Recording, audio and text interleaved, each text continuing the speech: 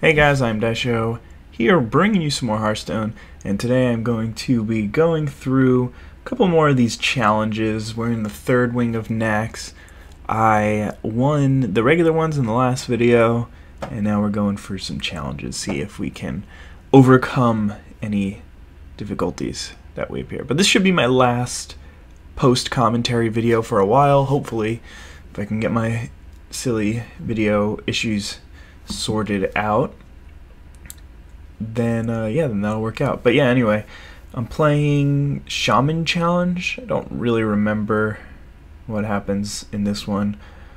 I decided to keep an Arubian egg for some reason. Oh, because I think this might have been the deck that had all those taunters that dealt damage when they died, like the abominations and stuff.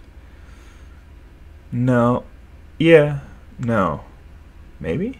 I don't know. Oh wow, they give me... Oh yeah, I remember this. They're really kind. They're giving me Defender of Arguses and Rockbiter weapons so that after his creatures die, they give me the opportunity to... yeah, because normally his creatures die and then they become evil and start dealing me damage. But yeah, in this spot, I can attack with them and then suicide them and stuff, so... yeah, this is working out pretty well. I get to Defender of Argus my two guys, and yeah, I think I'm just going to eat his 2/2. IzDaisho, eat his 2/2. There we go. And now he has to kill both of mine, which is kind of terrible for him. He has to just kill my guys, because then I get 4/4s out of it. Yeah, that is just not where he wants to be. And I have these two Rockbiter weapons, so I can just... I'll probably only use one of them here. Maybe I won't even play Rockbiter. Yeah, looks like I am. No, still considering. Yeah, so I think the play here is just kill the 1/3. No, just trade with a 3/2. Right, and then I can use the 4/4 to kill the 1/3, and that thing to kill that, and then kill the 2/3 with the other 4/4. And now I basically have a 4/4 and a 4/2 against his nothing. And I can play this Tinkmaster to hopefully transform one of my dudes into a 1/1 or a 5/5. But instead I kill one of my 4/1 or something like that. So, you know, that happens. Still have that second Rockbiter though, so I can actually kill the Spectral Knight here. And instead I just draw Flametongue Totem, which is ridiculous here. But I was going to say I could still play it and then play an Earth Elemental. And yeah, that's what I end up deciding to play. Which, I mean, I could have used the Flametongue Totem as well, but this play works out.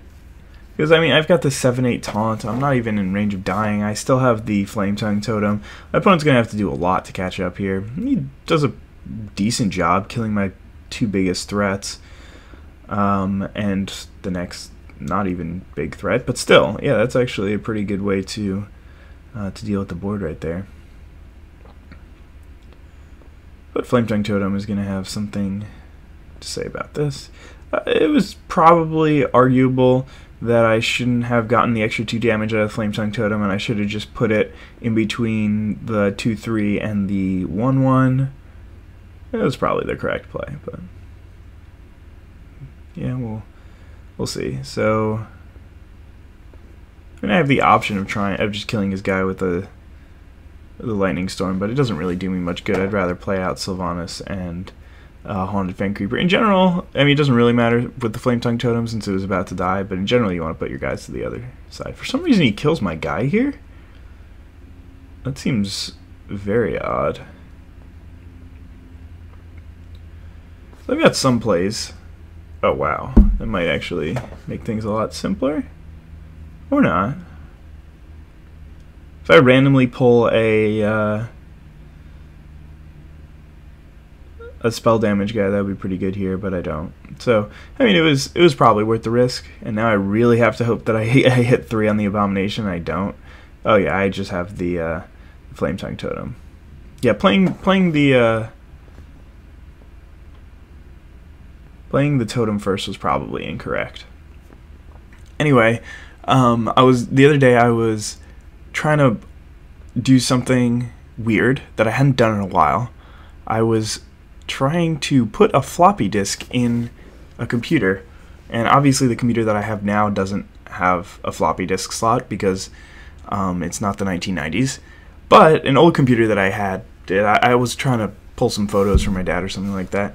And so yeah, I got out my old computer. It was like in the other room, and found all the cables, plugged it into one of my monitors, and I booted up, and it was pretty cool. I mean, I saw the games that I used to play, Age of Mythology, one of my favorite games. My background was from Halo, when for some reason I thought it was an accomplishment to, I'm going really deep into Halo here at this point, but to get a warthog stuck on one of the roofs of Blood Gulch in one of the little bunkers at either end, and you can get it so that it gets stuck, and I'm pretty sure that you can walk through it like it's a doorway, and then it closes right behind you, and it's kind of cute. But anyway, I don't even remember how to get it. You probably have to use like grenades or rocket launchers or something like that, but I thought that it was really impressive, and I was really proud of it, so I took a picture of it and made it my screen, or my background. So yeah, that was pretty cool to turn on my old computer, see that, and a bunch of other games. Roller Coaster Tycoon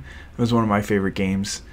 I don't know, if you should definitely play Roller Coaster Tycoon if you've never played it. I'm sure that they have like Roller Coaster Tycoon 10 with crazy reality, and all the characters are individuals and they think differently and they have different needs and wants and everything, and I'm sure that exists right now. But anyway, Roller Coaster Tycoon originally, for those of you who aren't familiar with the game, you are basically the designer of a roller coaster park, or an amusement park, I guess is more accurate, and you can design your roller coasters. You can build from pre-custom design roller coasters. You can build merry-go-rounds, and you also it's like pretty realistic for back when it was made in like 2000 or even before that. You have to build bathrooms, or your customers are going to be upset, and each customer, well, they don't actually have real thoughts. They're kind of just like, man, I could go for a drink now. I wish there were more drinks around. And your customers can get lost. One of the craziest and funniest things that I did was, me and my friend were playing this game. We spent probably like 45 minutes or an hour building a log flume, and it was terrible. It took forever. It was like a 5-minute ride, and the lines were way too long. We made a really long line, but people didn't want to stay in the line for 3 hours on an amusement park. So they kind of hated it, and it wasn't even that enjoyable. It was kind of a boring ride. So basically what we did is we waited at the exit from the log flume, and if any customer came out and was like, man, I didn't enjoy that log flume ride, we literally so you can pick your customers up and drop them off in places. You don't usually do that, but you usually use that feature more for like your handyman to clean up vomit, or entertainers to get people, or mechanics or whatever, to get them closer to rides to fix them. But we just picked up the customers and we drowned them, because you can like mess with the terrain and stuff. So we made like a little pool in the corner, and then we just drowned the people who didn't like our rides. It was kind of evil, but yeah, that was good times. That was a long time ago when that happened, but man, that was really fun. Anyway, one thing that I was thinking of, not that recently, but probably about, I don't know, a couple of months ago, or maybe even a year ago, I don't know, how hilarious it would be if instead of Roller Coaster Tycoon, somebody made like Retirement Home Tycoon, and you had to like figure out what kind of houses to build, and you had to see how much money you could raise from your the people who live there, the retirees, and then of course you have your attractions like the tennis courts or the golf courses and the clubhouses and the ponds, and what kind of animals, and then of course there's going to be alligators that enter your thing. Anyway, there's a ton of different Tycoon games. They came out with Zoo Tycoon, Mall of America Tycoon. I'm pretty sure that there were others. Those are the only 3 I can name: Roller Coaster, Zoo, and Mall Tycoon off the top of my head. But that was a really fun time. Those games were pretty incredible. But anyway, this game's going pretty well. I killed all the dudes, and none of these things seem to be stopping me. Oh my god, what a play. So yeah, I'm going to use my Sacrificial Pact here to gain some life. Probably should have drawn first and played that. instead of not playing that, but I think I was going too quickly. Yeah, that could have been a really cool play, but I ended up just embarrassing myself. Yeah, I could have just killed my own guy to gain some life, or drawn a card, see what I draw. Then kill my own guy to save some life, play the unstable ghoul, and then actually have a reasonable situation going on. But instead I'm stuck with this ghoul in hand, and actually I'm going to play the ghoul out. Oh, yeah, I couldn't play both those because I only had 7 mana. For some reason he thinks it's a problem. What is happening? And he just uses Drain Life to kill that? That's really weird. And spends his 5 mana hero ability to... Oh, wow, because he knew he was going to top deck Immortal Coil. It's impressive. I mean, I guess he was playing to his outs. He knew that if he draws Mortal Coil there, then he has a chance to win. So, yeah, this was actually a nice play here because the Dread Infernal is going to come in at the beginning of his turn because of that corruption. So, he's going to be hard-pressed to find a way to deal with this board. And, yeah, it's going to be the second challenge completed, victory. He should have Soulfired me and just tried to rip another Soulfire there, or like a Frostbolt plus a thing. I guess he's not dead yet. Unless I draw Bane of Doom. Oh my god, that's awesome. I remember playing this game now because it's whenever you kill a character, so I get my Blood Imp summoned right before I died. But yeah, that's going to be the game. Thank you guys for watching. Hopefully we'll be back with some live commentary on the heroic version of this, and we'll see. It seems like it's going to be a pretty tough one. It should be exciting. Thank you guys so much for watching and dealing with this video issue that I had. I really appreciate your patience, and thank you so much for watching. Have a wonderful day. Bye.